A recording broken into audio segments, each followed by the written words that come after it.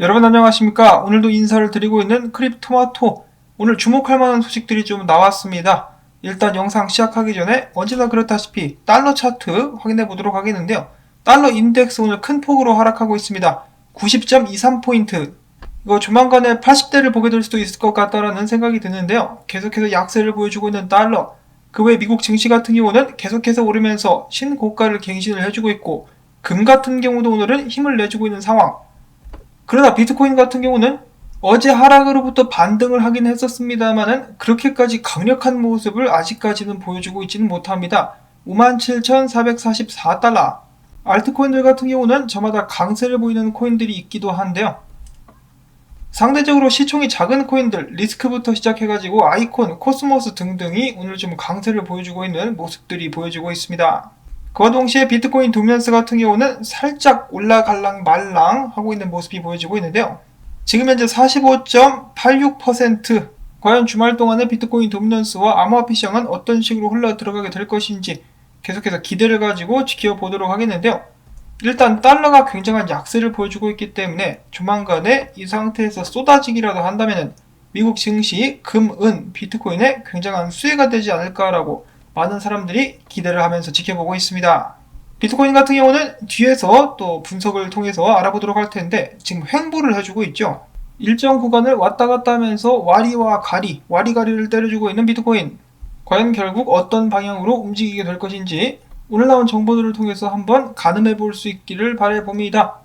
자, 오늘 첫 번째로는 연준에 관련된 소식인데요. 얼마 전에는 JP모건이, 그 다음엔 골드만삭스가, 그 다음엔 이번에 연준이 자산 가격이 상당한 하락 피해를 입을 수도 있다라고 하면서 사람들에게 경고를 했다라고 합니다.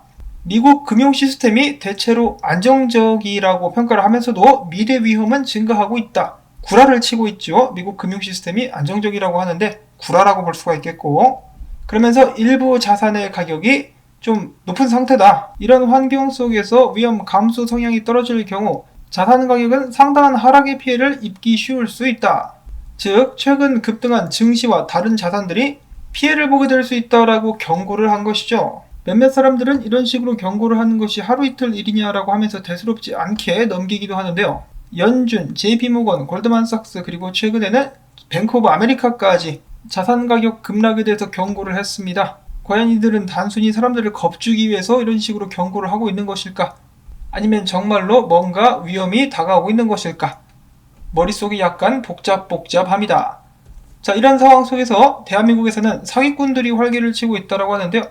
사실 사기꾼까지라고는 볼 수가 없겠지만은 1억만 주면은 원하는 코인을 제작부터 상장까지 해주겠다라는 컨설팅들이 활개를 치고 있다고 합니다. 그러면 가짜 코인들도 많이 나오게 될 수 있겠죠.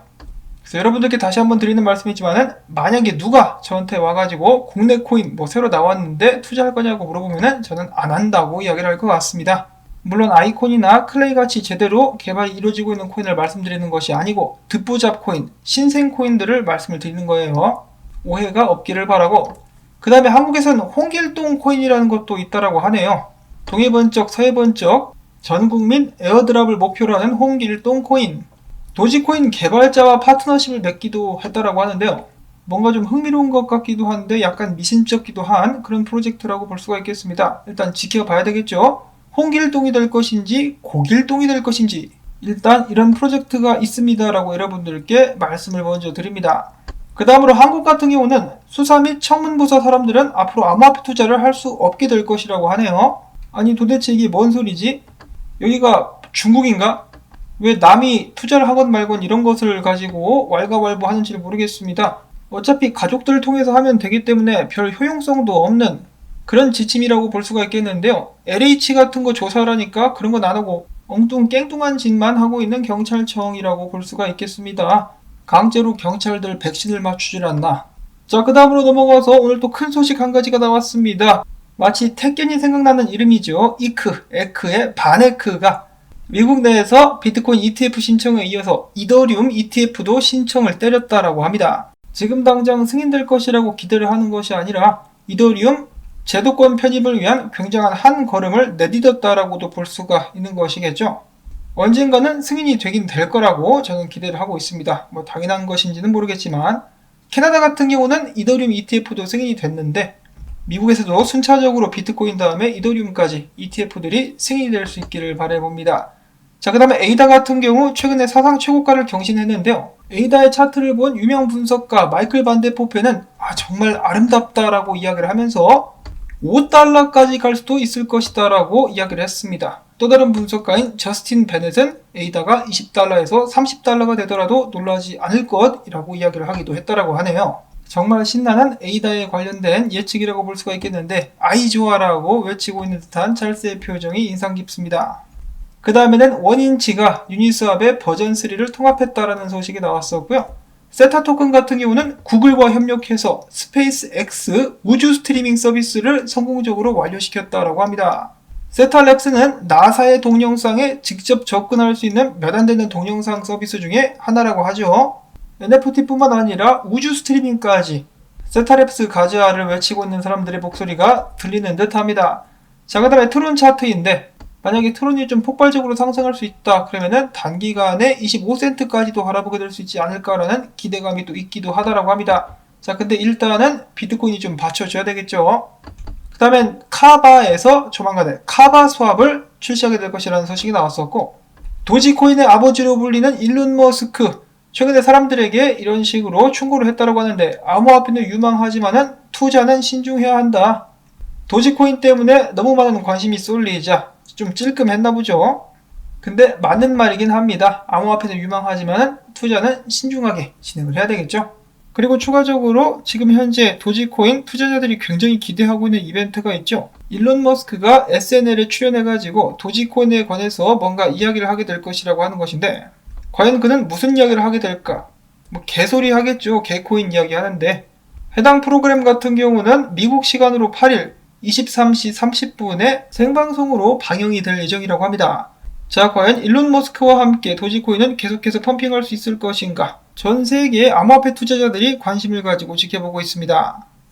그 다음으로 어제에 이어서 암호화폐 업계의 아쿠아맨, 붕어 사만코가 생각나는 게리 겐슬러, 새로운 SEC 위원장 같은 경우는 이 최근 인터뷰를 통해서 굉장히 또 충격적인 발언을 했습니다. 암호화폐 상당수들은 증권이다. 그럼에도 불구하고 비트코인은 가치저장소다라고 하면서 비트코인만큼은 증권이 아니라는 것을 다시 한번 확실시 했는데요. 그는 최근에 CNBC 한 프로그램에 출연해서 다음과 같이 이야기를 했습니다. 내가 암호화폐라고 하지 않고 암호화 토큰이라고 칭하는 것들 중 많은 수가 실제로 증권이다. 뭔가 굉장히 무섭죠?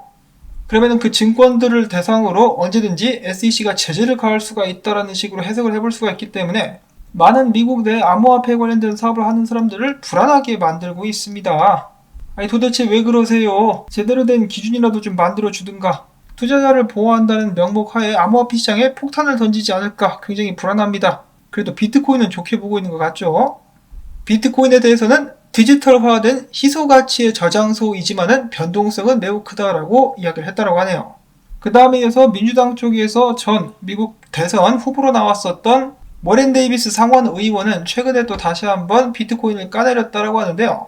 나는 비트코인이 다른 암호화폐들과 함께 환경적인 영향에 미치는 실질적인 문제가 있는 것으로 생각을 한다. 그는 이미 전에 비트코인이 탄소 배출량 때문에 매우 비효율적이다라는 견해를 밝힌 데 이어서 단지 통화를 유지하기 위해서 얼마나 많은 에너지를 소비해야 되는가 이런 식으로 계속해서 따져 물었다라고 합니다. 암호화폐 업계에서 친환경 에너지, 재생 에너지로 채굴되는 전기를 대체하려고 노력을 하고 있는데 그런 부분에 대해서는 전혀 언급을 하지 않고 있습니다. 정말 답답한 아주머니인데 그러면서도 미국에 있는 학자금은 또 탕감을 해줘야 된다라고 인자한 척 이야기를 하고 있습니다. 그거 탕감하면 전부 다 빚인데 그 누구 보고 갚으라고. 그 다음으로 이어서 암호화폐 사업을 통해서 많은 재미를 보고 있는 페이팔. 아직까지는 페이팔은 자체 내에서 회사 차원에서 암호화폐에 투자할 생각은 없다라고 하네요. 그 다음으로 불과 1년 전만 해도 암호화폐는 투자 대상이 아니다라고 이야기를 했었던 골드만삭스. 이번에는 월가 투자자들을 대상으로 신규 비트코인 파생 상품을 출시를 해버렸습니다. 부끄러움도 모르는 녀석들. 그 다음으로 이어서 디지털 커런시 그룹 그레이스케일의 모 회사가 약속한 대로 GBTC 8,130만 달러를 일단 우선적으로 매입을 했다라고 하는데요. 그럼에도 불구하고 GBTC 같은 경우는 아직도 마이너스 프리미엄에 머물고 있다라고 하네요. 안타깝습니다. 이어서 열렬한 비트코인의 팬이죠. 미국 마이애미의 시장 프란시스 수아레즈는 최근 이더리얼 암호화폐 행사에 참석을 해서 이야기하기를 비트코인의 규제는 사실상 불가능하다. 왜냐하면 모든 사람들의 컴퓨터를 차단하는 것은 불가능하기 때문이다. 이는 이미 규제 범위를 초월한 것이다. 그리고 나 같은 경우 이 시 차원에서 비트코인에 투자하기로 결심했었던 계기는 바로 상원에서 1조 9천억 달러 규모의 경기 부양책이 통과되었을 때다. 이때 나는 비트코인의 향후 가격 상승을 확신할 수 있었다라고 이야기를 했습니다. 경기 부양책 및 인프라 지원책 같은 경우는 계속해서 나오게 될 것으로 예측이 되고 있는데요. 그러면 당연히 비트코인도 탄력을 받을 수밖에 없겠네요. 마이클 세일러 같은 경우는 비트코인이 자산으로 취급되기 시작하면 정부의 억압이 없을 것이다 라고 다시 한번 이야기를 했는데, 최근 미국 연준의 보고서에 따르면 암호화폐를 금융 안정의 위협 요소로 보고 있는 시각이 늘어나고 있다라는 식으로 진단을 일단 했다라고 합니다. 비트코인 입장에서는 최대한 마이클 세일러가 이야기한 대로 금이랑 경쟁을 하려는 방향으로 나아가야 되지, 달러라든지 다른 나라의 법정 통화랑 싸우려고 하면 안 되겠죠. 해당 나라에서 가만히 있을 리가 없습니다. 일단 비트코인 최근에 좀 약세를 보여주고 있긴 한데, 지금을 기회로 삼아가지고 저점 매수를 한 듯한 모습이 다시 한번 보여졌다라고 합니다. 코인베이스에서 12,354개의 비트코인이 새롭게 빠져나갔습니다. 콜드 스토리지로 이동을 했다라고 하는데요.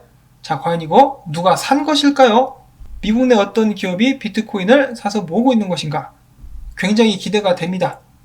그 다음엔 비트코인 분석을 보도록 하겠는데요. 360 트레이더는 이야기하기를 비트코인이 해당 저항에서 굉장히 좀 곤란을 겪고 있다라고 이야기를 했었고, 렉트 캐피탈이라는 분석가 같은 경우는 예상했던 대로 이 안에서 이런 식으로 움직이고 있다라는 분석을 내놨습니다.